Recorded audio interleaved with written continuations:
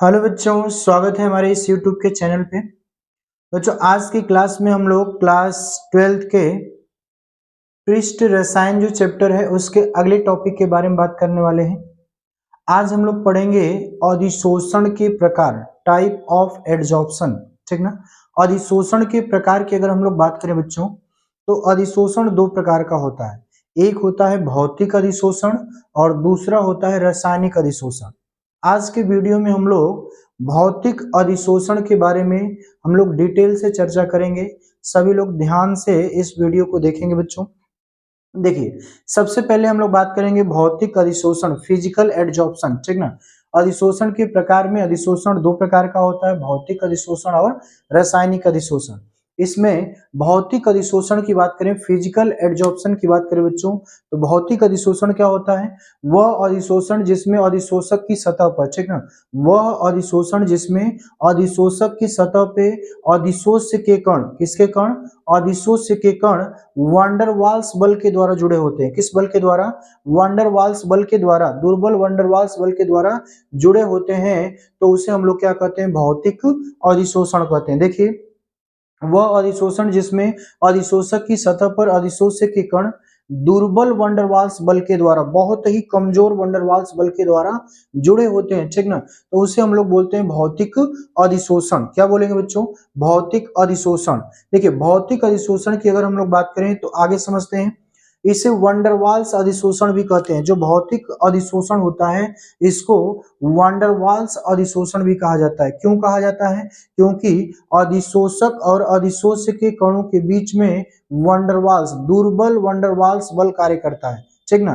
तो दुर्बल वंडरवाल्स बल के कारण अधिशोषक की सतह पर अधिशोष्य के कण आकर के चिपकते हैं। ठीक ना। किस बल के कारण? वंडरवाल्स बल के कारण। ठीक ना, दुर्बल वंडरवाल्स बल के कारण। इसलिए इस प्रकार के अधिशोषण को वंडरवाल्स अधिशोषण भी कहा जाता है। क्या कहा जाता है बच्चों? वंडरवाल्स अधिशोषण भी कहा जाता है। ये जो अधिशोषण होता है सामान्यतः निम्न ताप पर अक्रिय सतहों पर होता है। जो सतह बहुत ज्यादा एक्टिव नहीं हो, है ना, उस सतह पे ये ज्यादातर देखने को मिलता है। सामान्यतः निम्न ताप पर, कम ताप पर ये क्या होगा? जो अक्रिय सतह होंगी, किसी भी पदार्थ की जो निष्क्रिय या अक्रिय सतह होगी, उस पर ज्यादातर आपको क्या देखने को मिलेगा? भौतिक अधिशोषण। क्या मिलेगा? भौतिक अधिशोषण। तो ये हो गया भौतिक अधिशोषण। अब हम लोग समझते हैं भौतिक अधिशोषण के लक्षण के बारे में। ठीक ना। भौतिक अधिशोषण के क्या लक्षण होते हैं बच्चों? एक एक करके हम लोग पॉइंट वाइज पढ़ेंगे। ठीक ना। देखिएगा, पहला हम लोग बात करेंगे गैसों की प्रकृति, नेचर ऑफ गैस। देखिए, भौतिक अधिशोषण में पहला हम लोग लक्षण पढ़ने जा रहे हैं। क्या पढ़ने जा रहे हैं? गैस की प्रकृति, नेचर ऑफ गैस। जिस गैस का क्रांतिक ताप जितना अधिक होता है, ठीक ना, यदि हम लोग किसी गैस की बात करें और उस गैस का क्रांतिक ताप क्या हो? बहुत अधिक हो। ठीक है। तो क्रांतिक ताप जितना अधिक होगा वो गैस भौतिक अधिशोषण उतना अधिक दिखाएगी, है ना। उस गैस का भौतिक अधिशोषण उतना अधिक होगा। ठीक है। क्यों अधिक होगा? क्योंकि जिस गैस का क्रांतिक ताप अधिक होता है बच्चों, उनके अणुओं के मध्य, उस गैस के अणुओं के मध्य वंडरवाल्स बल जो होते हैं, ये वंडरवाल्स बल बहुत अधिक मात्रा में काम करते हैं। ठीक ना। तो वंडरवाल्स बल जहां पर अधिक मात्रा में काम करेंगे, हम कह सकते हैं वहां पे भौतिक अधिशोषण अधिक होगा। ठीक है। देखिएगा, जिस गैस का क्रांतिक ताप अधिक होता है उसका अधिशोषण भी क्या होता है? अधिक होता है। अभी हमने आपको बताया कि जिस गैस का क्रांतिक ताप अधिक होगा उसका अधिशोषण भी क्या होगा? अधिक होगा। क्योंकि इन गैसों के, किस लिए अधिक होगा बता रहा है? क्योंकि इन गैसों के अणुओं के मध्य वंडरवाल्स बल अधिक कार्य करते हैं। अभी हमने आपको बताया ना कि जिस गैस के क्रांतिक ताप बहुत अधिक होंगे उनका भौतिक अधिशोषण बहुत अधिक होगा। क्यों? क्योंकि इन गैसों के अणुओं के मध्य वांडरवाल्स बल, कौन से बल?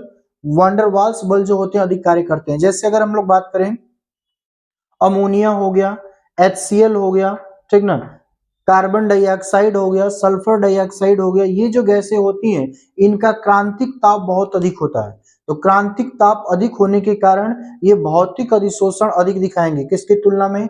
यदि हम लोग नाइट्रोजन की बात कर ले, हाइड्रोजन की बात कर ले, ऑक्सीजन की बात कर ले, इन गैसों की तुलना में अमोनिया, HCl, कार्बन डाइऑक्साइड, ये जो गैसें होंगी ये अत्यधिक मात्रा में क्या दिखाएंगी, भौतिक अधिशोषण। क्यों दिखाएंगी? क्योंकि इनका क्या अधिक होता है, इनका क्रांतिक ताप अधिक होता है ना, और क्रांतिक ताप अधिक होगा तो इनके अणुओं के मध्य वंडरवाल्स बल अधिक कार्य करेगा। ठीक है, आगे हम लोग बात करेंगे बच्चों। अगला पॉइंट है ताप का प्रभाव, इफेक्ट ऑफ टेम्परेचर। सभी लोग जानते हैं कि यदि हम लोग ताप का मान बढ़ाएंगे तो भौतिक अधिशोषण का मान क्या हो जाएगा, कम हो जाएगा। ठीक ना, भौतिक अधिशोषण का मान कम हो जाएगा। यदि अधिशोषक की सतह को हम लोग क्या कर दें, गर्म कर दें, उसका ताप बढ़ा दें, तो वहां पर चिपकने वाले जो कण होंगे उनकी संख्या में कमी आ जाएगी। ठीक ना, तो वही चीज आपको दिखाया जा रहा है यहाँ पे। देखिए, भौतिक अधिशोषण, भौतिक अधिशोषण ऊष्माक्षेपी होता है ना, भौतिक अधिशोषण क्या होता है, ऊष्माक्षेपी होता है। ठीक ना, ऊष्माक्षेपी प्रक्रिया होती है, अतः ताप बढ़ाने पर भौतिक अधिशोषण का वेग व मात्रा दोनों घट जाता है। यदि हम लोग भौतिक अधिशोषण की बात करें तो भौतिक अधिशोषण कैसी प्रक्रिया है, ऊष्माक्षेपी प्रक्रिया है। ठीक ना, भौतिक अधिशोषण अगर होगा तो भौतिक अधिशोषण में अधिशोषक की सतह पे अधिशोष्य के कण अगर जाके चिपकेंगे तो जैसे ही अधिशोषक की सतह और अधिशोष्य के कणों के बीच में जैसे ही ये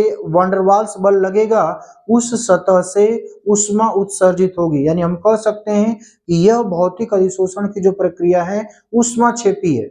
अधिशोषक की सतह पर अधिशोष्य के कण जो होंगे वंडरवाल्स बल के द्वारा जैसे ही जुड़ेंगे वहां से ऊष्मा रिलीज होगी, ऊष्मा बाहर निकलेगी। तो हम लोग बोलेंगे ये किस प्रकार की प्रक्रिया है, ऊष्माक्षेपी। ऊष्माक्षेपी का मतलब ही हो गया कि जिसमें ऊष्मा उत्सर्जित होती हो, ऊष्मा बाहर निकलती हो।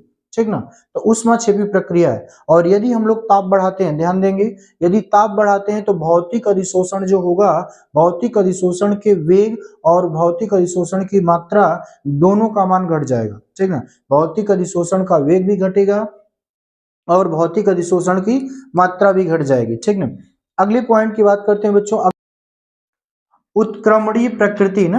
उत्क्रमणीय प्रकृति, अगर रिवर्सिबल नेचर की बात करें तो भौतिक अधिशोषण उत्क्रमणीय प्रक्रिया होती है। भौतिक अधिशोषण कैसी प्रक्रिया है, उत्क्रमणीय प्रक्रिया है। ठीक ना, भौतिक अधिशोषण उत्क्रमणीय नेचर का होता है। ठीक ना, ये अग्र और पश्चिम दोनों दिशाओं की तरफ अग्रसर हो सकता है, यानी उत्क्रमणीय में आएगा। ठीक ना, आगे हम लोग बात करेंगे बच्चों अविशिष्ट प्रकृति। क्या बात करेंगे, अविशिष्ट प्रकृति, नॉन स्पेसिफिक नेचर। अविशिष्ट प्रकृति की अगर हम बात करें, देखिए अविशिष्ट प्रकृति का मतलब यह है कि अगर भौतिक अधिशोषण की बात किया जाए तो भौतिक अधिशोषण में कोई भी गैस किसी भी पदार्थ की सतह पर अधिशोषित हो सकती है। ठीक ना, कोई भी गैस किसी भी पदार्थ की सतह पर क्या हो सकती है, अधिशोषित हो सकती है। ये इसका स्पेशल गुण होता है। तो वही लिखा गया है, देखिए यहाँ पे लिखा गया है कि भौतिक अधिशोषण में कोई भी गैस किसी भी पदार्थ की सतह पर अधिशोषित हो सकती है। कोई भी गैस किसी भी पदार्थ की सतह पर क्या हो सकती है, अधिशोषित हो सकती है। अगले पॉइंट की बात करेंगे, दाब का प्रभाव, इफेक्ट ऑफ प्रेशर। ठीक ना, यदि हम लोग भौतिक अधिशोषण का दाब बढ़ाते हैं तो गैसों के अधिशोषण की मात्रा बढ़ जाती है। यदि आप किसी पदार्थ पर, किसी अधिशोषक की सतह पर किसी गैस के कण को आप क्या कर रहे हैं, अधिशोषित करा रहे हैं, यानी भौतिक अधिशोषण हो रहा है ना। गैस के कणों के मध्य और अधिशोषक की सतह के मध्य वंडरवाल्स बल कार्य कर रहा है। तो अगर आप गैस के ऊपर दाब का मान बढ़ा दें, ठीक ना, जैसे ही गैस के ऊपर दाब का मान बढ़ाएंगे वैसे ही गैस के जो अणु होंगे वो अधिशोषक की सतह पर आकर के वंडरवाल्स बल के द्वारा अत्यधिक मात्रा में आकर्षित होने लगेंगे, अत्यधिक मात्रा में चिपकने लगेंगे, यानी अधिशोषण की क्रिया बढ़ जाएगी। यानी हम कह सकते हैं कि यदि गैसों के ऊपर दाब बढ़ाएंगे तो भौतिक अधिशोषण अधिक होने लगेगा, भौतिक अधिशोषण का मान बढ़ जाएगा। ठीक ना, तो वही चीज लिखा गया है कि भौतिक अधिशोषण में यदि दाब बढ़ाने पर गैसों का अधिशोषण की मात्रा क्या होती है, बढ़ जाती है। आगे हम लोग बात करते हैं बच्चों, अगला पॉइंट है एंथैल्पी, एंथैल्पी की बात करें तो भौतिक अधिशोषण की जो एंथैल्पी होती है 20 से 40, कितना 20 से 40 किलो जूल पर मोल होती है, ठीक ना। भौतिक अधिशोषण की एंथैल्पी जो होगी 20 से 40 किलो जूल पर मोल होती है, ठीक ना। आगे देखिए सक्रियण ऊर्जा, एक्टिवेशन एनर्जी। भौतिक अधिशोषण की अगर हम लोग बात करें तो भौतिक अधिशोषण में कोई रासायनिक अभिक्रिया नहीं होती है, ठीक ना। और भौतिक अधिशोषण में अगर कोई रासायनिक अभिक्रिया नहीं होगी तो सक्रियण ऊर्जा का मान बहुत कम होगा, ठीक ना। सक्रियण ऊर्जा का मान क्या होगा बच्चों, बहुत कम होगा, ठीक है। और एक चीज और जानिए कि अगर हम लोग भौतिक अधिशोषण के बारे में अगर कोई आपसे पूछ ले कि ये किस प्रकार का परिवर्तन है, भौतिक अधिशोषण भौतिक परिवर्तन है कि रासायनिक परिवर्तन है, तो आप बताएंगे कि भौतिक अधिशोषण जो है ये भौतिक परिवर्तन है। कैसा है, भौतिक परिवर्तन है, क्योंकि इसको हम लोग पुनः इसकी प्रारंभिक अवस्था में ला सकते हैं, ठीक ना। देख लीजिएगा भौतिक अधिशोषण में कोई रासायनिक अभिक्रिया नहीं होती है, अतः इसकी सक्रियण ऊर्जा बहुत कम होती है, सक्रियण ऊर्जा का मान बहुत कम होता है। भौतिक अधिशोषण एक भौतिक परिवर्तन है, कैसा परिवर्तन है, भौतिक परिवर्तन, ठीक है। तो बच्चों ये रहा आपका भौतिक अधिशोषण। अगले वीडियो में हम लोग बात करेंगे रासायनिक अधिशोषण, ठीक है।